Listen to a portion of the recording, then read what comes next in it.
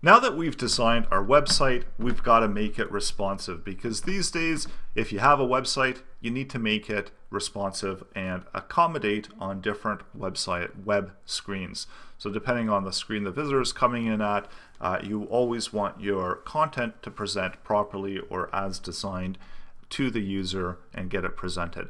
Now, when it comes to smaller screens, we do run out of real estate when we have all of these different columns. So this is one of the things that generally when we're working with smaller screens, we want to just take up that full available width that's available to that particular container. So we have different options when we're setting our screen sizes. So these are essentially different breaking points. We can see that we've got a certain look whenever we're on our large screen, and we can keep resizing, and this looks generally pretty good. And whenever we're downsizing it, making it smaller and smaller, there's going to be a point where we're going to hit a part of the side of the screen that it's just not going to look proper. And I can show you a little bit better here when I resize it. I can go into doing the inspect element, and this is available on Chrome, where we can toggle different screen sizes. So for an iPad, which is a breaking point of 786, this doesn't look right anymore. So let's update this at a breakpoint of, do it slightly above the iPad size, so probably do it around 800, we can customize it as well, so we can update this to break at 800 and see what it looks like. So even at 800 it doesn't look right, so we need to set our breakpoint slightly larger. So let's try it at 820, and we can see that at 820 we can resize from the full size down to 820. So let's open up our editor, and we're going to set our breakpoints. And what do I mean by breakpoints? So this is where we need to make adjustments to our CSS. There's two different ways to do this. We can start with setting up our basic default site from the small view, from a mobile first perspective, or as what we've been doing right now, we've been designing it from a desktop perspective and working down to a mobile. So either way, you can accomplish the same thing. It's just essentially a reverse way. So this way, we're making updates when the screen size changes. So anything smaller than our max width is going to take these properties. And I'll show you what I mean by this. When we do max width, so I wanted to do a max width of 820, so let's do 840 just to be sure. So any screen size that is less than 840, we're going to adjust. We're going to adjust some of the colors maybe. So this is something that will just stand out. So we've got a color here for the header, and the idea here is when you're making these adjustments that you're actually picking up and rewriting some of the defaults that you've already set. So I've got header, and we're only accessing the ones that we actually want to change. So I've got background color, and so when we resize it, let's make it green so it really stands out. So save it, go to our web page and refresh it, and we see that now whenever we've resized it, it goes green. If we go above that size, it goes back to our regular size. So we see that we've got our breaking point, and this is where we need to make adjustments to how these two containers gets displayed. And what I'm going to do is I'm actually going to set them at 100%.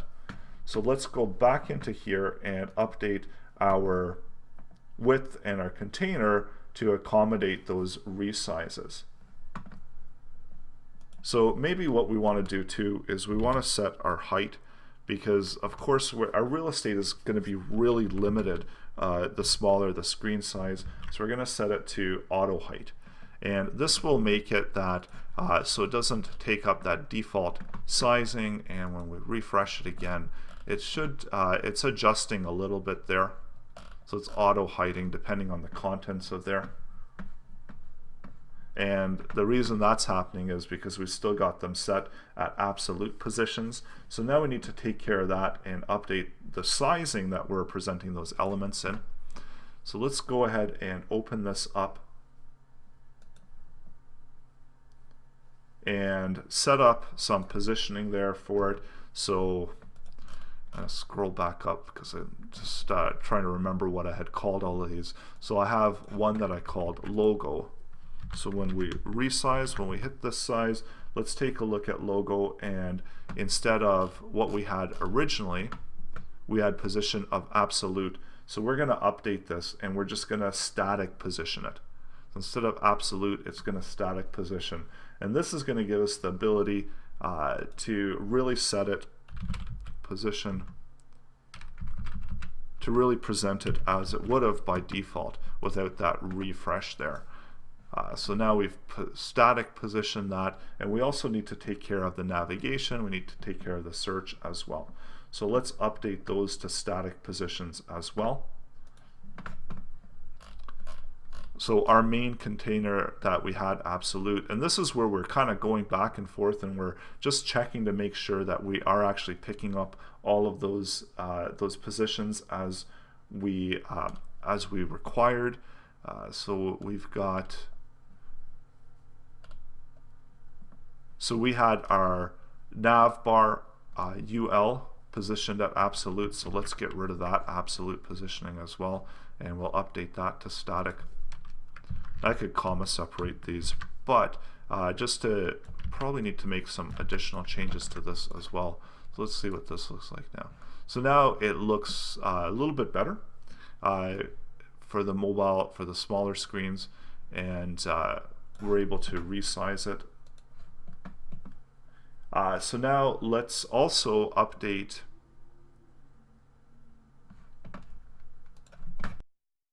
some of the margins on the logos, because we don't want it look like it's completely crammed in there. So this is where we can update margin, and maybe we're just going to do 5-pick margin or something like that. So that gives us a little bit more spacing around there. And I don't like the way that the search is presenting itself, so we do need to make an update to the search as well. So let's, as we're resizing, maybe we want to even shift things down. We want to move the search up, definitely in the top right. So let's grab search, and we're going to update the position of this one. So let's position it at top, and we're just going to move it just slightly off the top. We're going to move it right 0, so it's not taking up any excess space. And we'll give it a height of 30 pixels. So let's see what this looks like now. So now it's moved right up into the top there. We see that it's sitting outside of our default position, so maybe or maybe not we want to make adjustments on that, and this is also depending on how you want to work with your site. So by default we did have that padding in there, but because we're on a mobile site we might want to readjust the size of it. So again, depending, so I do want to maybe shift that company information down. It's not, I could set another breakpoint. So maybe we'll do that. We'll set another breakpoint at 480, or we probably don't even need to do that. So all depending, we could set it that by default our website isn't going to go less than 480. So I'm going to set that one now, that to get rid of that responsiveness. So once we shrink down lower than 480, then we're going to use our default wrapper is going to set itself with a width of 480. That way we don't have to worry about shrinking down and so on. So set at a width of 480. So let's take a look at this, see what this looks like. So now we've got a default width of 480, so we're not shrinking less than 480. And this is accommodating on most mobile devices. You're not going to see much less than 480, if that. So the other thing that we still have to adjust are these two columns here. So we want to make them take up 100%. So let's jump into that, and we want to set this at this breakpoint up here. So let's select out our content area. So main container content. And for these ones, we're going to set a width of 100%.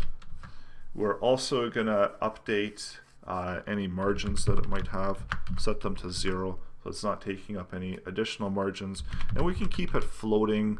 We can float them both at left, and this saves us the trouble of worrying about where it's going to end up floating.